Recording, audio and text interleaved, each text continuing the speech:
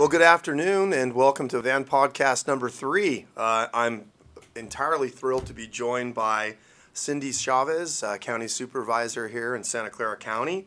And we're going to have a podcast today on a career of service and leadership, the Cindy Chavez story. And she's going to talk about a little bit about what she's doing now and what she wants to do in the future. We're excited about that. But before we begin, remember the Van Podcast can be found on Spotify, Anchor, and Google Podcasts. So, well, good afternoon, Cindy. Welcome. It's good to see you. I am so excited to be here. Really, truly. Yeah, so I know you're on the go, and how's the day going today, and how's the week going? It's been fascinating. One of the things we have to love about this place we live is there is never a dull moment.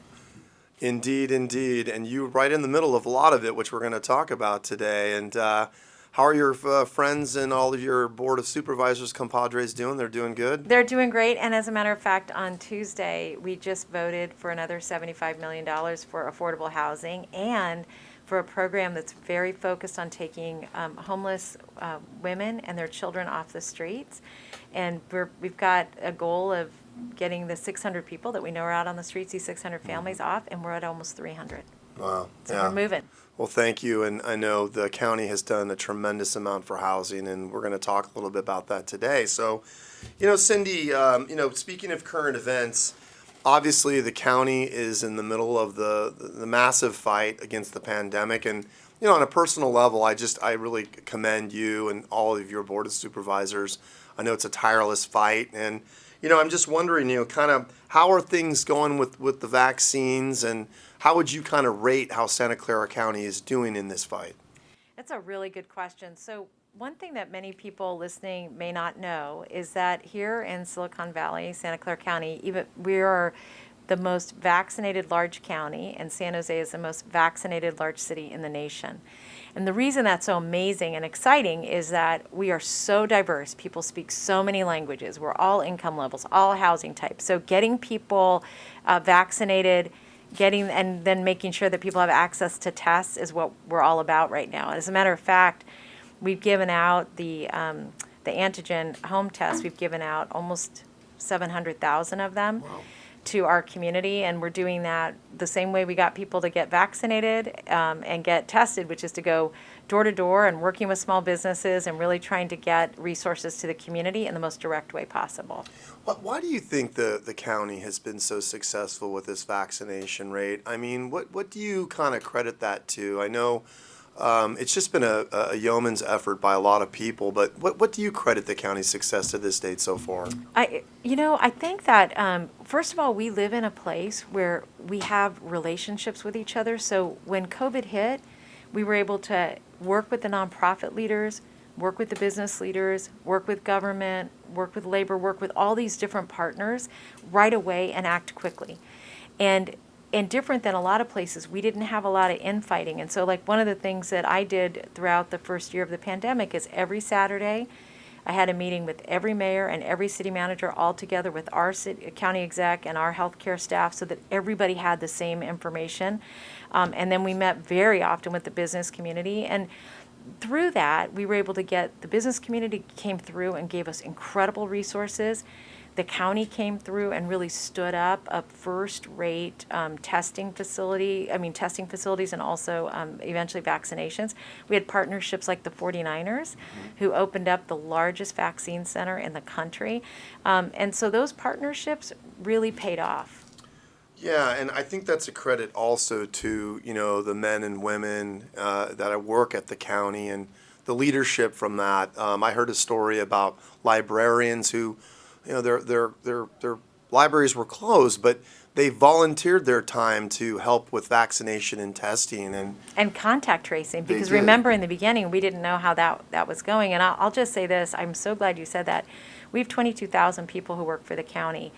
We operate 3 hospitals, 14 clinics. We have another 12 clinics that we contract with. And what that meant was that, in addition to all that, running a jail, these people just didn't stop, and they still haven't stopped. And so, I'm very proud of the county, and I'm particularly proud because we didn't shut down. And and people just figured out ways to serve. And we have a huge number of our employees who are disaster service workers. So some of those librarians that went to go do contract tracing, we have others who worked in, department fill in the blank that went out and, assisted us doing door-to-door outreach or worked at a vac site or, changed their job overnight to make sure that people were safe and healthy. That is a credit, and I know the fight continues, and there is fatigue that's setting in. I mean, I'm sitting across from Supervisor Chavez as she continues to wear her mask, and that's really the rules that we're all operating under.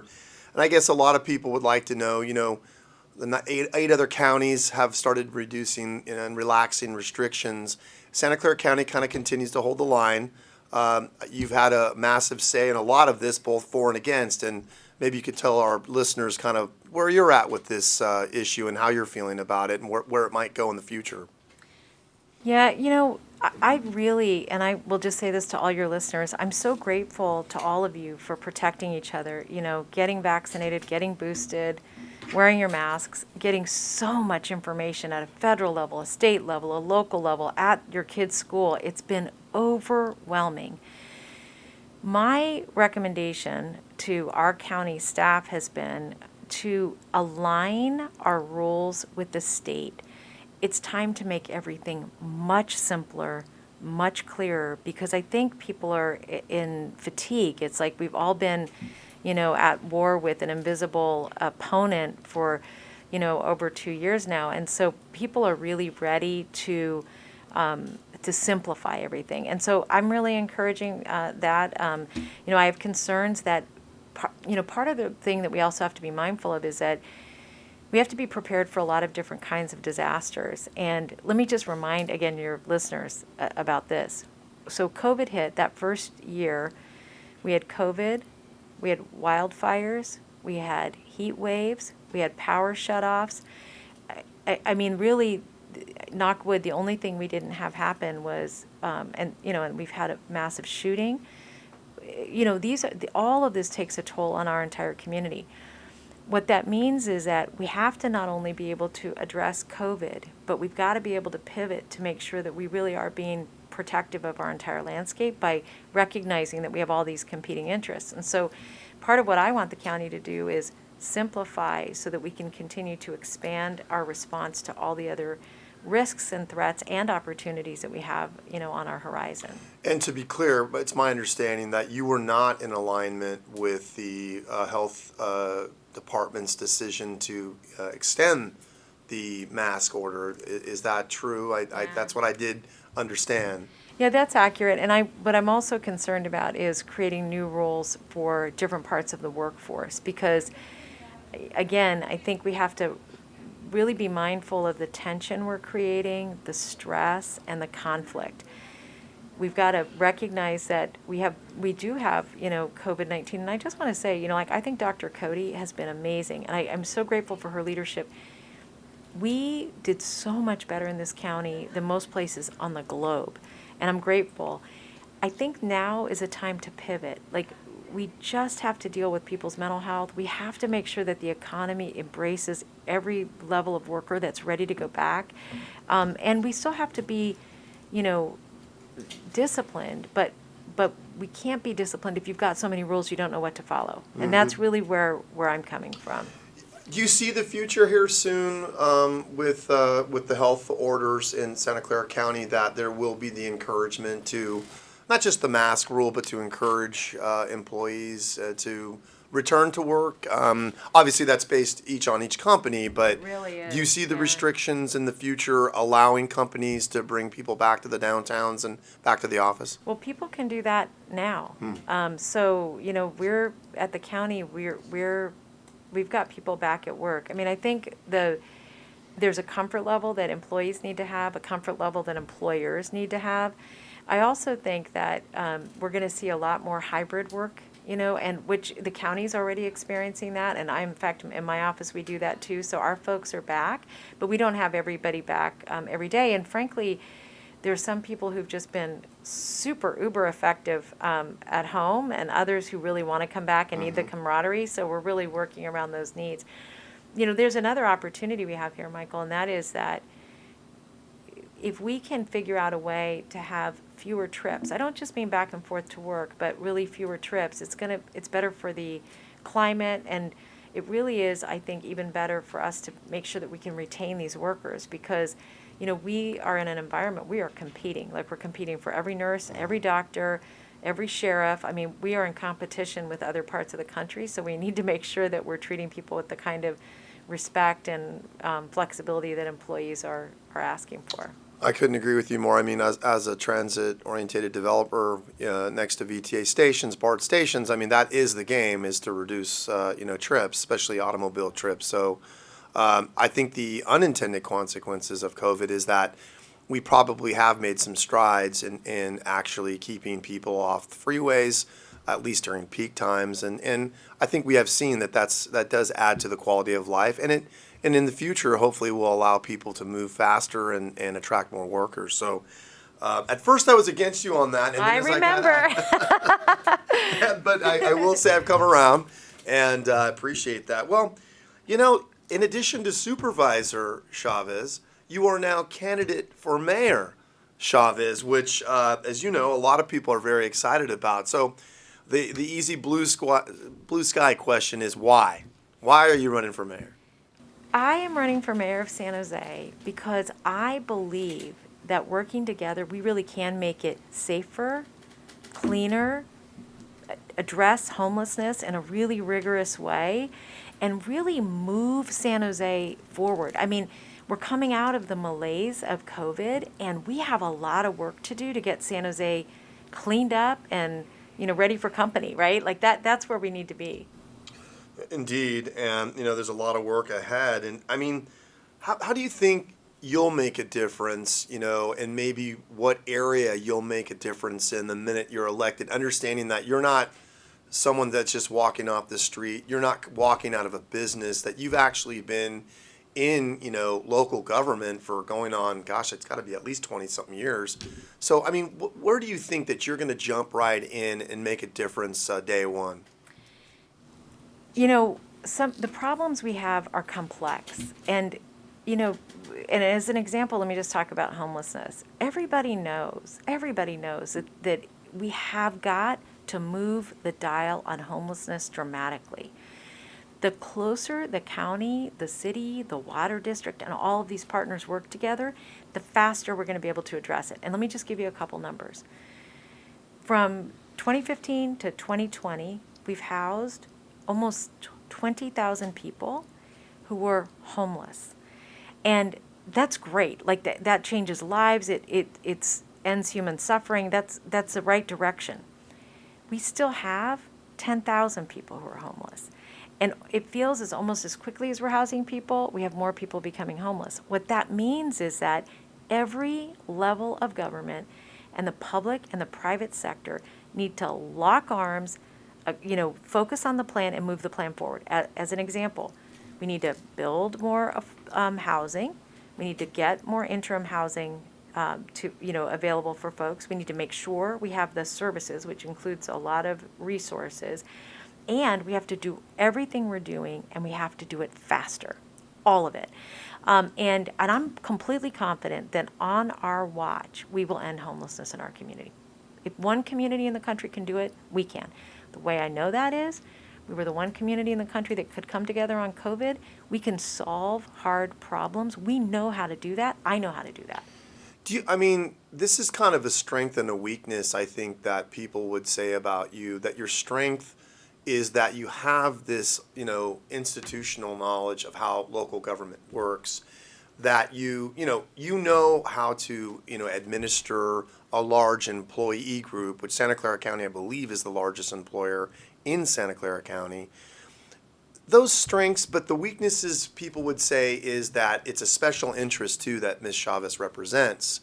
And that seems to be something that comes out, that a lot of people that may not really know the work that you've done might eat. And again, unfortunately, all candidates have to deal with different monikers. But this particular moniker, I think, is Cindy Chavez represents only, organized labor. And, how would you respond to that, who you are and what that means, and who might be convinced otherwise that you're not just someone that represents organized labor? So, you know, I'm so glad you asked that question, because it's one that I wish when I'm talking to people, they would just say, here's what I'm worried about. And I appreciate that. And I'm going to tell you a quick story because it might illustrate a little bit about how I think. So when I was growing up, I grew up in Fremont, and my parents came from New Mexico, young parents, and they were lovely people. I'm kind of giggling because I'm remembering back, like, our house always had people living in it because my dad would meet somebody on a job site. He was a union carpenter. He'd meet someone on a job site who didn't have a place to live, or who needed something, or a relative who wanted to come live here while they were saving enough money to have their own home. And our house was the house that everybody came to after school. My mom made, healthy snacks, which not everybody liked, but my mom was always trying to be such a good mom. And so we were that house. And I grew up thinking that family was extended to your neighborhood, extended to your church, extended to your school, extended to your community. And so my dad was a union carpenter, and he was a registered Republican. I'm a registered Democrat, and my dad hated his union. Your dad was a registered Republican? He was. Interesting. He hated his union, and he loved his union on any given day. But what I learned from my father and my mother was two things. One, we had an obligation to be mindful that all of our health is tied to each other. Like, the health of my neighbor is my health, right? But the other was that, like, I knew that I was able to have health insurance because my dad had a union job. And so here's how I think about that. There is a bottom that our whole community has to accept. People need to be paid a decent wage. The reason we have so much homelessness is that we have people who can't afford to live here. They're spending over 50% of their income for their homes. So do I fight for people to have good wages? You bet. Do I think everybody should have access to health insurance? You bet. Do I think that people need to get to work on time and make everything shine, and that my expectation is high for people who are paid by the public? You bet. And I don't think those two things are in conflict. And frankly, I feel like it's an easy way for us to paint people. Like, you're pro this and anti that. The world is too complicated for us to boil people down that way, and it is too complicated for us not to look for leaders who have the ability to have strong values and recognize that with all those strong values, our job is to move everybody forward. Everybody. Absolutely. And last time I checked, the city of San Jose also has contracts with city employee unions. Yeah, that's correct. Yes, yes. And it seems as though that's one of the large issues in San Jose is employee retention. I just saw a job posting for a senior policy person in housing. It seems like it's a revolving door. So again, I think people in the development community, and specifically, and that's a large part of our audience here at the Van Podcast, is the concern is that somehow everything must be built union from here on out. Is that's really something that people think that you're going to require? So how do you respond to that when someone thinks that? It's perception. How do you respond to that? I've been in office for a long time, and I think that, if people look at their experience with me, I think they're going to understand that, of course, I want people to make a decent wage. I want them to have access to health benefits. I'm very focused on that. I think, we want to live in a region where people can afford to live in the things they build. Is everything going to be built union? No, it can't be. But should we strive to make sure that we're treating people with the kind of dignity and respect that we would want for any of our family members, for any of our community? Yes, that's something that we have to do. I appreciate that, because I think that's really what's going to come in this campaign. Is this question will probably come up time and again, I suspect, and I suspect your opponents will probably have that question as well. So thank you for answering that, and I couldn't agree with you more. And I'm going to come back one more time to the city of San Jose and its employees. How can we improve that experience? How can we improve the city service experience, in your opinion, understanding you've done such an incredible job at the county? Well, I think that, and it's interesting to talk about this as it relates to the labor movement. I think part of the reason that we look for, and I know you all do, is that, developers are looking for the very best that they can get, the most skilled people. You want the best materials. You want it all to pencil, right? But you want people who are excited and incented to be on that job site. That's the same thing at the city. Like, you want people to feel appreciated, cared for, enthusiastic, know what the goal of the city is, know what their place is in it. And one of the challenges we've had is that we've had such a rough relationship with our bargaining units and with our employees that people look here and they say, well, I could be a police officer here or I could be a police officer there. And what we want is we want the best and the brightest to be fighting to come in, and we want them to want to stay. As an example, and since most of your folks are developers, let's talk about the planning department. We know that they're short like 20 to 25% of their workforce. And if you're short 20 to 25% of your workforce, how fast are you moving projects? You are not. No. That is the goose that lays the golden egg in our community.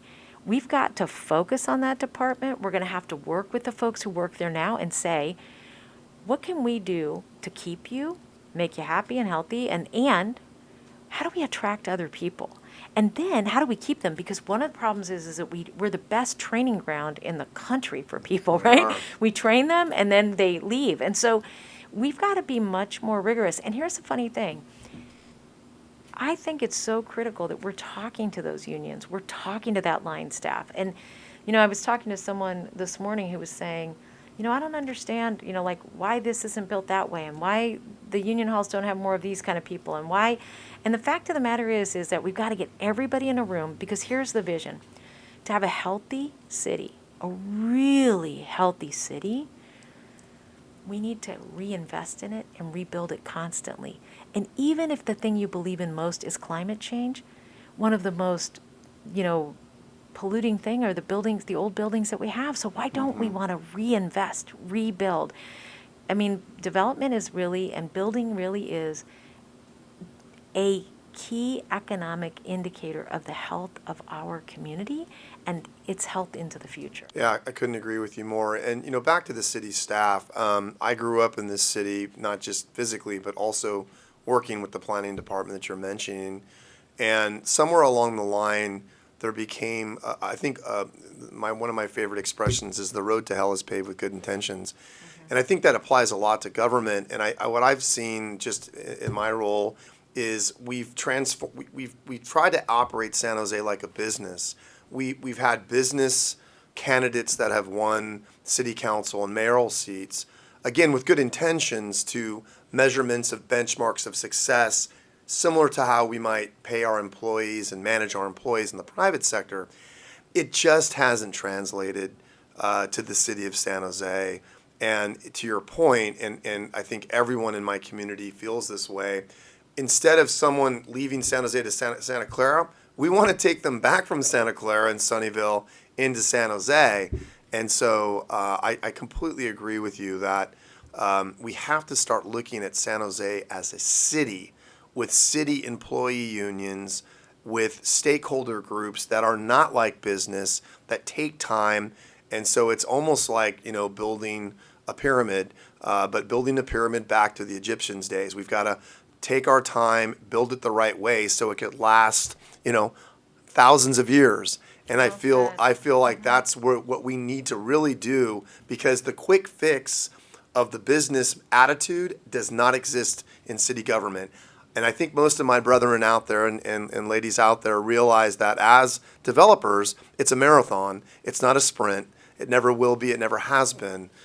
So I do appreciate what you're saying. And how do you feel about the city manager style government? That's been at discussion level. We almost pulled the trigger on a charter amendment. But I mean, how do you feel it's working now and into the future? One of the challenges that I see with the form of government that we have now is that it appears, I think, a little confusing to folks, right? Because we've got a mayor that's elected citywide, but it's really a city manager form of government. That all said, I mean, I think that the form of government is actually less important than the the leadership that you bring to it. And I'll just give an example. You know, when I became chair of the Board of Supervisors or president of our board, COVID hit. And you get no special, the only thing you are when you're the chair of the Board of Supervisors is you have a gavel at the board meetings. That's all you get. I think I've seen you use it. Yes, on you. But what I learned from that experience is that deep, meaningful collaboration, and it is so painful, but you all do this as, you know, developers do this all the time. You are bringing your subs together, your teams together. You've got a budget you have to hit. You have a deadline you have to hit. You are convening and reconvening until you get that project over the finish line. That is what government needs to do. We need to be as committed to that end goal as you are to getting those doors open. And that's possible to do. That's really possible to do. We've done it at the county, and I see we can do that at the city. I know we can do that at the city. Well, I mean, I agree with you, and I think that's, you know, obviously I'm partial to you, and I've seen you lead. And look, not to say we don't have great leaders in this city, in this county, and it's a hard job. The job that you're seeking is a hard job. It's a fickle situation. The electric is very fickle. Developers are very fickle. Stakeholders of all types are fickle when times are tough, and I think that's what shines greatest. And that's why I'm just so proud of you and a lot of the members, all your members of the Board of Supervisors, that like you said, it's just been so much at one time, and yet we continue to move on, and I appreciate that. Well, you know, I'm going to throw some kind of fun issues at you, and just maybe kind of a little back and forth, you know, quick answer on some of these subjects that are related to the mayor's office. And so, you know, we talked a little bit about, I'm going to skip over homelessness, but I'm going to throw one at you related to some of the things. San Jose General Plan 2040. We need a new one, so we'll get to work on that right away. That's great. Law enforcement. We need more of them. We'll get to work on that right away. Potholes. You know, we have money. That is just about execution. Governor Newsom. I like him. I know that a lot of your folks really, I was meeting with a developer this morning that said, I don't like him, but I do. He's got a really hard job, and he's doing it at a really difficult time. He is. The San Jose Sharks. Love them. Yeah. The San Jose Arena.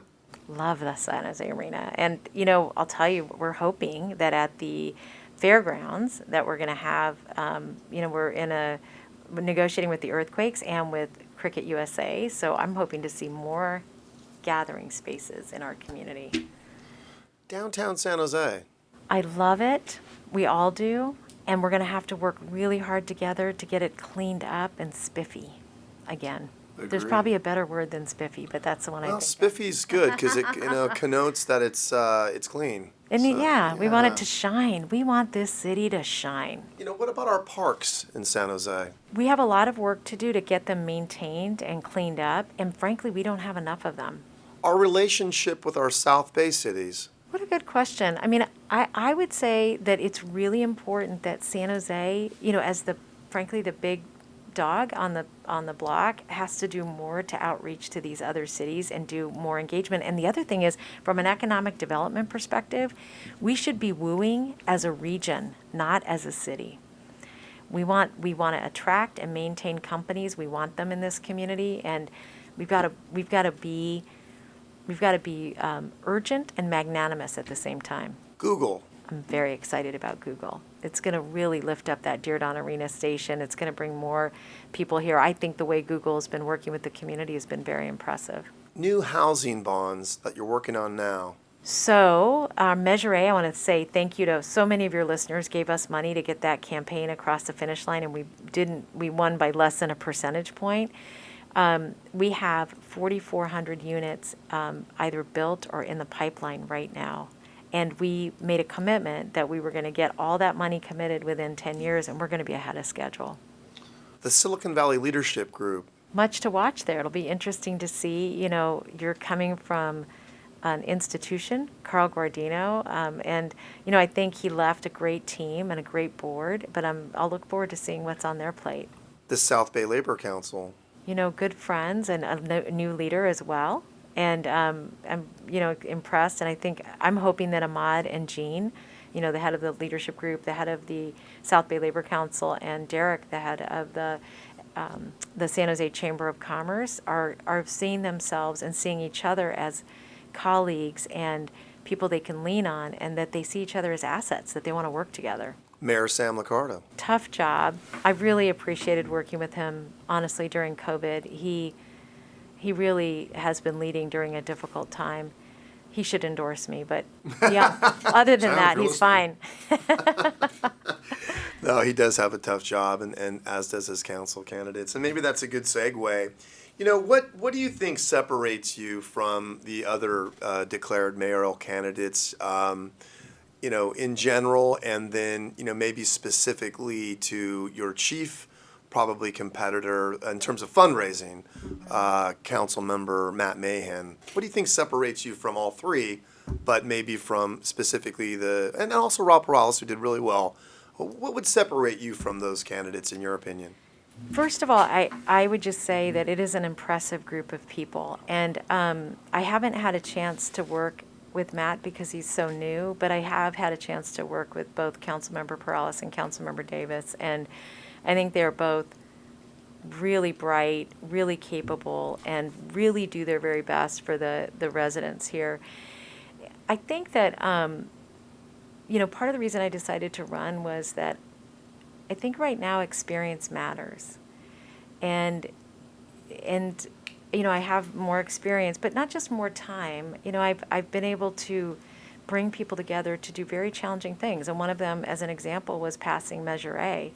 Measure A was the first time we've had local resources to be able to pay for extremely low-income housing to really address homelessness. And that took me and many, many other people, Senator Cortese, you, so many people who are listening helped with that. But bringing people together to do something hard and then staying on top of it so we're spending that money the right way. So, I'll give another example. We saw that O'Connor and St. Louis hospitals went up for sale, and I just want everybody who's listening to imagine how we would have been dealing with COVID-19 had we had 344 less beds and 2 less emergency rooms in our community. Same as if you think about the Gilroy shooting or any of these other significant events that we've had in our community. And that is something that, as a leader on the Board of Supervisors, that I was not just supportive of, but helpful in terms of both making sure that acquisition occurred, but also the transition for all of those employees so we could keep them.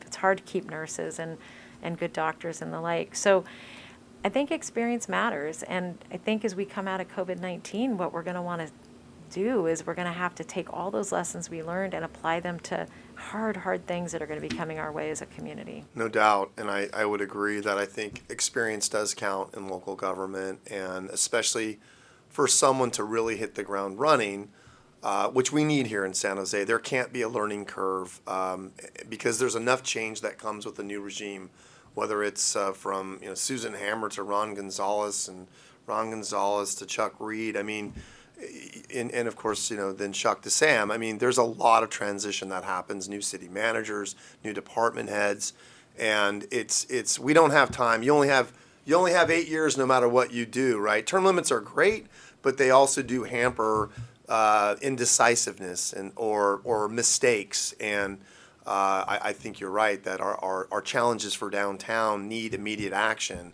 Our challenges for homeless need immediate action, and they need the lessons that you've learned pushed right into city government, and away we go. And that's what I hope happens, no matter who gets elected, but certainly you possess those skills. Well, Cindy, we've talked a lot about, you've given us a little bit of glimpse of your past and your wonderful father, who I did not know was a Republican, for our listeners out there. So Cindy does understand both sides. But tell me a little bit about your wonderful family that you enjoy, and where you reside generally in the city, and who they are. I am really blessed. I married a man by the name of Mike Potter, and it's literally the single best decision I made of my life was marrying him.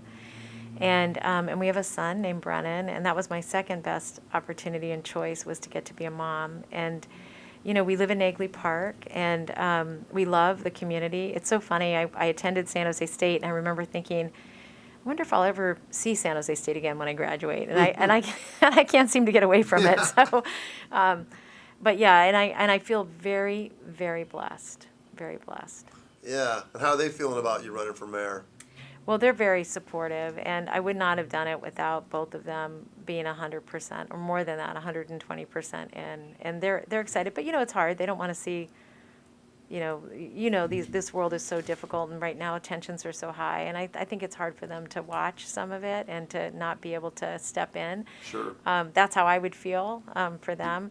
But I also think they love this city as much as I do, and they want to see it move forward. And so I think it's with that kind of spirit of service that our whole family is looking at this as something we're doing as a team. Yeah, you are a homegirl. You really have stayed in San Jose for the better part of your life, and I can relate to that. And it's San Jose is can be a labor of love, but it is about love.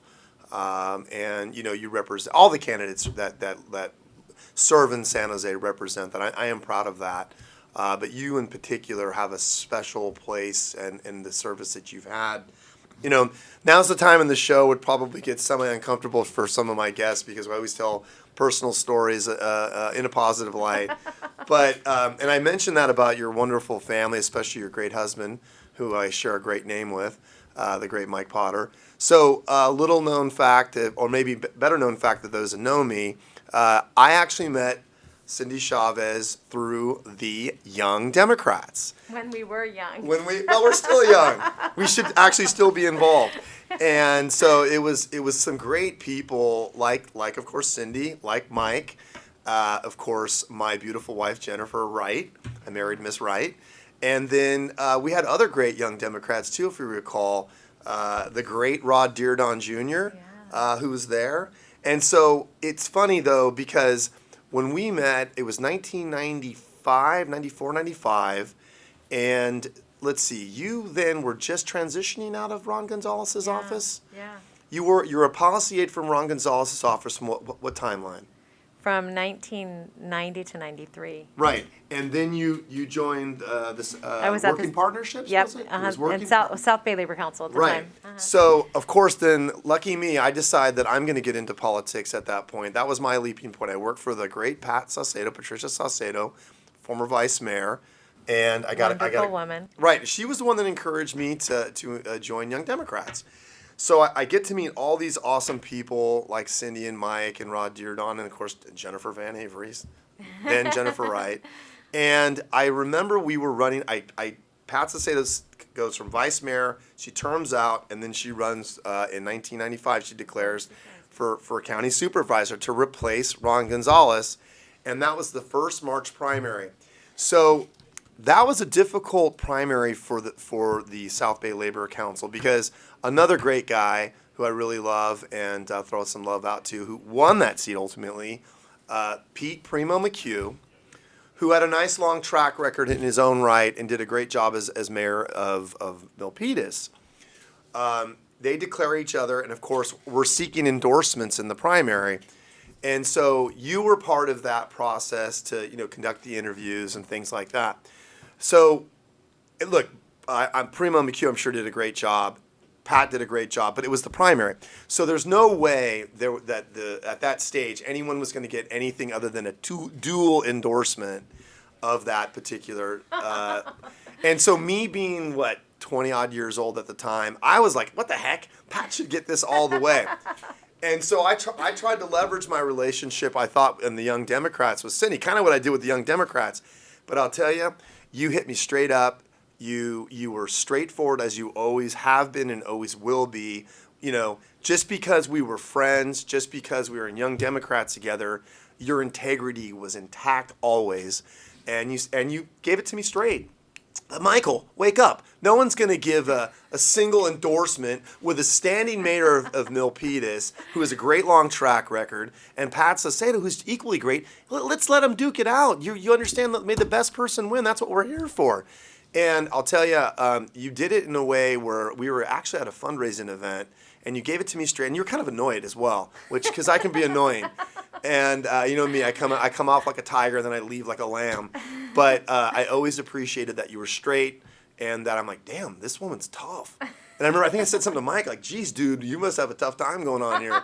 But you were always tough, but you're always fair. So I want our listeners to know that your door's always open and available. And a little bit, we've known each other now for 20 odd years. So thank you for being straight always. And by the way, listeners, Cindy, she makes sure she does what's best for the community, the stakeholders, and but also making sure that there's a fair, equitable position for economic development. So I've always appreciated that, even though I've always agreed. No, I know. And let me say how much I appreciated being on today, and thank you, and to anybody who hung out with us this time. I'm just so grateful. And I just want to say something to you, is that, and I think this is true for everybody who invests in San Jose and Santa Clara County, that our jobs are to help each other succeed. And you've poured a lot of risk and energy and time into this community, and I am very grateful to you. Very grateful. Thank you. Well, great. Well, again, ladies and gentlemen of the, world out there, we appreciate you joining us here again with the great Supervisor Cindy Chavez. Remember, you can find this on Spotify, Anchor, and Google Podcasts. So with that, Cindy, again, God bless. Good to see you. It was great to see you. Good luck in the campaign. And love to the family. Cheers.